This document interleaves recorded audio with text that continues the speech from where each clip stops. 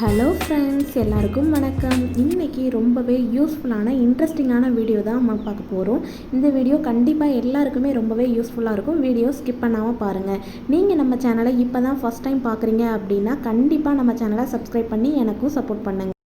நம்ம வீட்டில் அடிக்கடி பயன்படுத்துகிற ரப்பர் பேண்ட், சீப்பு இது எல்லாமே சீக்கிரமாக அழுக்காயிடும். நம்ம அதை சோப் போட்டு க்ளீன் பண்ணாலும் அதில் உள்ள அழுக்கோ எண்ணெய் பிசுக்கோ ரொம்ப போகாது.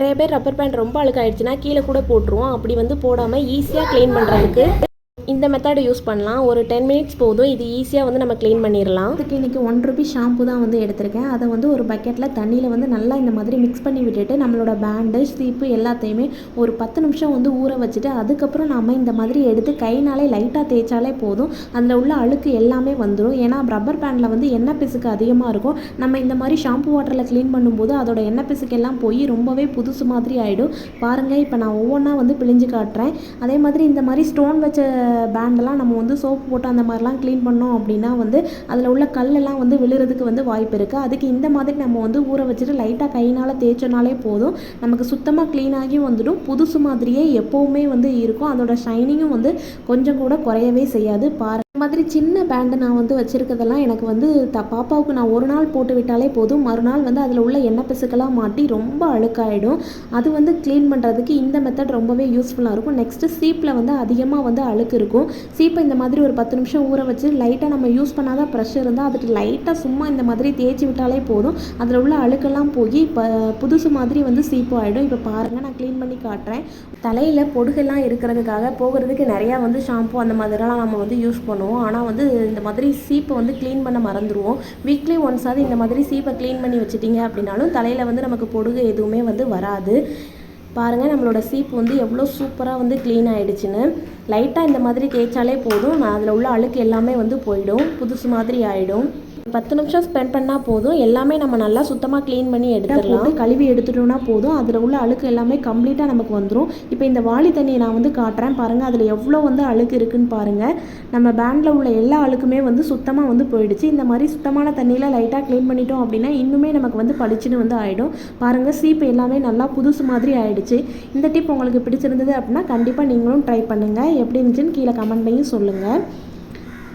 இப்போ இதை நம்ம ரப்பர் பேண்ட்லாம் நல்லா காய வச்சுட்டு இப்போ நான் உங்களுக்கு காட்டுறேன். பாருங்கள், எவ்வளோ சுத்தமாக புதுசு மாதிரி இருக்குன்னு. நெக்ஸ்ட்டு நம்ம வீட்டில் நிறைய ஆயில் பாட்டில் யூஸ் பண்ணுவோம். இப்போ ஸ்வீட்லாம் வாங்கணும் அப்படின்னா இந்த மாதிரி நமக்கு பாக்ஸ் கிடைக்கும். இதெல்லாம் நம்ம வேஸ்ட்டுன்னு தூக்கி போட்டுறாமல் சின்ன சின்ன பொருட்களை ஆர்கனைஸ் பண்ணுறதுக்கு இதை நம்ம யூஸ் பண்ணிக்கலாம். இப்போ நான் காட்டுற பாட்டில் இதயம் நல்லெண்ணெய் பாட்டில் 1/2 லிட்டர் பாட்டிலும் 250 ml பாட்டிலும் தான். அதில் உள்ள மேலே உள்ள மூடி பகுதி கிட்ட வரைக்கும் நான் கட் பண்ணி இந்த மாதிரி எடுத்திருக்கேன். அந்த சின்ன ஒயிட் பாக்ஸ் என்னோட பேபி பவுடர் பாக்ஸ். அதையும் நான் மேலே உள்ள கவரை க்ளீன் பண்ணிவிட்டு இந்த மாதிரி கட் பண்ணி எடுத்து வச்சுருக்கிறேன். இப்போ பாருங்கள், நம்மளோட சீப்பு, பென்சில் இந்த மாதிரி ஐட்டம்ஸ் எல்லாமே நான் அந்த இடத்துல தான் வச்சுருப்பேன். எவ்வளோ கலைஞ்சி போய் இருக்குன்னு.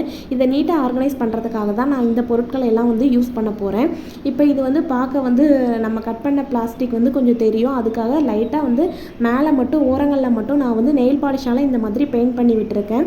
ஒரு மொபைல் பாக்ஸும் நான் எடுத்திருக்கேன். அதில் தான் இப்போ நான் இந்த டப்பாவெல்லாம் அரேஞ்ச் பண்ண போகிறேன். எதுக்காக அப்படின்னா, இப்போ இந்த டப்பாவெல்லாம் நம்ம நேராக கீழே வச்சோம் அப்படின்னா நம்ம அதில் வெயிட்டான பொருள் போடும்போது அது சாயறதுக்கு வாய்ப்பு இருக்குது. அங்கங்கே களைஞ்சி விழுறதுக்கு வாய்ப்பு இருக்குது. ஆனால் இந்த மாதிரி அதுக்கு கைக்கு அடக்கமாக இருக்கிற இந்த மாதிரி மொபைல் பாக்ஸ்க்குள்ளே நம்ம இந்த டப்பாவை அழகாக ஆர்கனைஸ் பண்ணோம்னா பார்க்குறதுக்கும் ரொம்ப அழகாக இருக்கும். நம்ம என்ன பொருள் உள்ளே போட்டாலும் அப்படின்னா அது சாய்ஞ்சு கீழே விழுந்து களையிறதுக்கு வாய்ப்பு கிடையாது. நம்ம வீட்டில் அடிக்கடி தேடுற பொருட்கள்னால் இந்த மாதிரி சீப்பு, பென்சில், பென் இந்த மாதிரி பொருட்கள்லாம் நம்ம அடிக்கடி எங்கே வச்சுட்டோம் அப்படின்னு தேடுவோம். இந்த மாதிரி எல்லாத்தையும் ஒரே இடத்துல ஆர்கனைஸ் பண்ணி வச்சுட்டோம் அப்படின்னா நம்ம தேடுற அவசியமும் கிடையாது. நம்ம ஈஸியாக எடுக்கவும் நமக்கு கம்ஃபர்டபுளாக இருக்கும். இப்போ நம்ம பட்ஸ் நான் அதிகமாக தேடுறது குளிச்சுட்டு வந்தவுடனே பட்ஸும் நகைவெட்டியும் எங்கே போட்டோம் அப்படின்னு வீடு ஃபுல்லாக தேடுவோம். அதை இந்த மாதிரி ஒரே இடத்துல நம்ம வச்சுட்டோம் அப்படின்னா நமக்கு எடுக்கிறதுக்கு ரொம்பவே ஈஸியாக இருக்கும். இப்போ நான் யூஸ் பண்ண அந்த நெயில் பாலிஷையுமே நான் அதில் அழகாக வச்சுட்டேன். பார்க்குறதுக்கு கொஞ்சம் அழகாக இருக்கும். நெக்ஸ்ட்டு வந்து நான் வந்து ஒரு வாட்டர் பாட்டில் தான் ஒன்று எடுத்திருக்கேன். அதையும் மேல் பகுதியை நான் வந்து கட் பண்ணிவிட்டு லைட்டாக வந்து நெயில் பாலிஷில் பெயிண்ட் பண்ணியிருக்கிறேன். அதில் வந்து இந்த மாதிரி க்ரீம் ஐட்டம் எல்லாத்தையுமே நான் வந்து போட போகிறேன். மூவ், அப்புறம் என்னோடய கால் பாத வெடிப்புக்கு போடுற க்ரீம், அப்புறம் குழந்தைங்களோட புண்ணுக்கு போடுற அந்த க்ரீம், அது எல்லாத்தையும் வந்து இந்த மாதிரி ஒரே பாக்ஸில் வந்து டிரான்ஸ்பரண்ட்டாக இருக்கிற பாக்ஸில் நம்ம போட்டோம் அப்படின்னா நம்ம பார்த்த உடனே எடுக்கிறதுக்கு ரொம்பவே ஈஸியாக இருக்கும். இப்போ நான் பீரோல் மேலே வந்து கலைஞ்சி கடந்த எல்லா பொருளையும் கீழே எடுத்து வச்சுட்டு அதை மேலே எல்லாம் நல்லா தொடச்சி வச்சுட்டேன். இப்போ நான் இந்த மாதிரி ஒரு ஸ்டாண்ட் வந்து ஏற்கனவே அதில் யூஸ் பண்ணுறேன். அதை வந்து தொடச்சி மேலே எடுத்து வச்சுட்டேன். அதுக்கு கீழே கொஞ்சம் ஸ்பேஸ் இருக்குது. அதில் வந்து நான் வந்து புக்ஸும் குழந்தைங்களோட புக்ஸையும் நான் வந்து இந்த மாதிரி அடுக்கி வச்சுறதுக்காக பார்க்குறதுக்கு நீட்டாக இருக்குமே அந்த பக்கத்தில் வச்சுட்டேன். இப்போ குழந்தைங்களுக்கு யூஸ் பண்ணுற மெடிசன் வந்து எல்லாத்தையுமே நான் இந்த மாதிரி அந்த ஸ்வீட் பாக்ஸில் வந்து ஒரே பாக்ஸில் வந்து நான் இந்த மாதிரி ஆர்கனைஸ் பண்ணி வச்சுக்கிட்டேன். ஏன்னா நம்ம வந்து மருந்து அங்கங்கே வச்சுட்டு தேடாமல் இந்த மாதிரி ஒரே பாக்ஸாக வச்சுட்டோன்னா இது வந்து ஒரு குட்டியான க்யூட்டான ஒரு எமர்ஜென்சி மெடிசின் பாக்ஸாக நமக்கு வந்து மாறிடும். நெக்ஸ்ட்டு வந்து நம்ம வீட்டில் வந்து சில்லற காசு வந்து அங்கங்கே வந்து போட்டு வைப்போம். அதுக்கு பதிலாக நான் வந்து ஒரு பவுடர் டப்பாவை வந்து கட் பண்ணிவிட்டு அதையும் மேலே வந்து பெயிண்ட் பண்ணிவிட்டு அதில் தான் வந்து இந்த மாதிரி அங்கங்கே இருக்கிற சில்லற காசு எல்லாத்தையுமே வந்து ஒன்றா வந்து போட்டு வைக்கிறேன். ரொம்ப நாளாக நான் இந்த மெத்தட் வந்து யூஸ் பண்ணிக்கிட்டு இருக்கிறேன். இது வந்து ஓப்பனாக இருக்கிற ஒரு உண்டியல்னே நம்ம வந்து வச்சுக்கலாம். நெக்ஸ்ட்டு ஒரு பேராஷூட் எண்ணெய் டப்பா தான் இந்த மாதிரி கட் பண்ணியிருக்கிறேன். இதில் வந்து நான் வந்து டேப்பு, சின்னதாக பூட்டு, அப்புறம் ஆணி, சாவி, இந்த மாதிரி ஐட்டம் எப்போவாவது நம்ம வந்து தேடி எடுக்கிற ஐட்டம் வந்து இந்த மாதிரி நம்ம எங்கே கடந்தாலும் எடுத்து அதில் போட்டுட்டோம் அப்படின்னா நம்ம அதுக்கப்புறம் இந்த பொருள் தேவைன்னு தேடும்போது டைரெக்டாக நம்ம இந்த பாக்ஸில் வந்து தேடினா போதும் நமக்கு வந்து கிடச்சிரும். நெக்ஸ்ட்டு வந்து சென்ட் பாக்ஸ், பேபி பவுடர் டப்பா, அப்புறம் நான் வந்து ஏற்கனவே வந்து க்ரீம் எல்லாம் போட்டு ஆர்கனைஸ் பண்ணி வச்சேன். அந்த டப்பா எல்லாத்தையும் இந்த ஒரே ஸ்வீட் பாக்ஸில் வந்து அழகாக வந்து கலையாமல் இந்த மாதிரி வந்து ஆர்கனைஸ் பண்ணி வச்சுட்டேன்.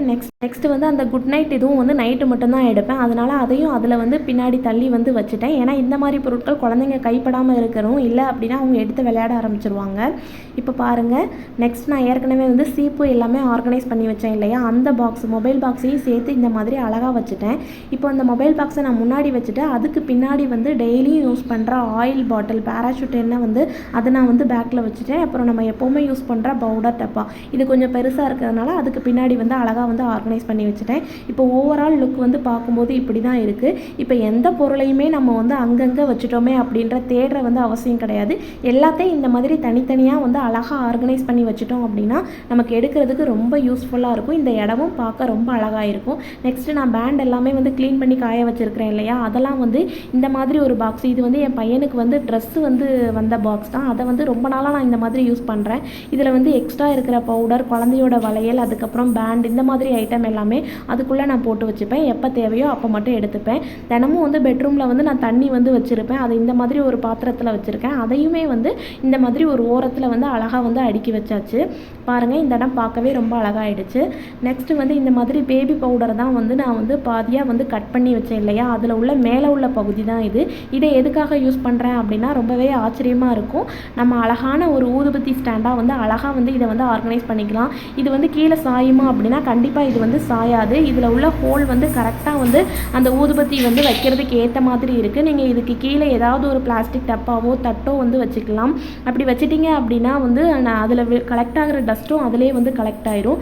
நெக்ஸ்ட்டு ஆயில் அப்ளை பண்ணுறதுக்கு நம்ம வந்து ஸ்பூன் தான் வச்சுருப்போம். ஆனால் இந்த மாதிரி ஒரு சின்ன ஸ்பூனில் வந்து நம்ம வந்து ஒயிட் கிளாத், நம்ம வீட்டில் வந்து இப்போ ரேஷன் கடை வேஸ்ட்டியை கூட நம்ம இந்த மாதிரி சின்னதாக வந்து கட் பண்ணி நம்ம வந்து அந்த ஸ்பூனில் வந்து நல்லா இந்த மாதிரி சுற்றி விட்டுட்டோம் அப்படின்னா இந்த மாதிரி தோசைக்கல்ல எல்லாத்துலேயும் நமக்கு ஆயில் அப்ளை பண்ணுறதுக்கு ரொம்பவே யூஸ்ஃபுல்லாக இருக்கும். இதை நம்ம ஒரு 2 டைம்ஸ் யூஸ் பண்ணிவிட்டு இதை வேணான்னு நம்ம வந்து அதை டிஸ்கார்ட் பண்ண கூட நம்ம வந்து செஞ்சுக்கலாம். நெக்ஸ்ட்டு என்னோடய மொபைல் சார்ஜர்லாம் போடுறதுக்கு ரொம்ப நாளாக நான் இந்த பாக்ஸ் தான் வந்து யூஸ் பண்ணிக்கிட்டு இருக்கேன். இது ஒரு வாட்டர் பாட்டில் தான். இதில் வந்து பின்னாடி வந்து 2 சைடு ரெண்டு ஹோல் போட்டுட்டு அதில் வந்து நூல் தான் நான் இந்த மாதிரி கட் பண்ணியிருக்கேன். ஏன் 2 ஹோல் போட்டிருக்கேன் அப்படின்னா இதில் நம்ம வெயிட்டான பொருள் ஒரு ஹோல் மட்டும் போட்டிருந்தோம் அப்படின்னா வெயிட்டான பொருள் போடும்போது அந்த பக்கம் இந்த பக்கம் சாயும். ஆனால் இந்த மாதிரி 2 ஹோல் போடும்போது அந்த பக்கம் இந்த பக்கம் சாயாது, அதே மாதிரி கீழவும் விழாது. அதுக்காக தான் 2 ஹோல் வந்து போட்டிருக்கிறேன். இந்த மாதிரி எந்த ஒரு பொருளையும் நம்ம வந்து வேஸ்ட் பண்ணாமல் அழகாக நீட்டாக நம்ம வந்து ஆர்கனைஸ் பண்ணலாம். இங்கே சொல்லியிருக்க டிப்ஸில் எந்த டிப்ஸ் உங்களுக்கு ரொம்ப பிடிச்சிருக்கு அப்படின்றதையும் கீழே கமெண்டில் சொல்லுங்கள்.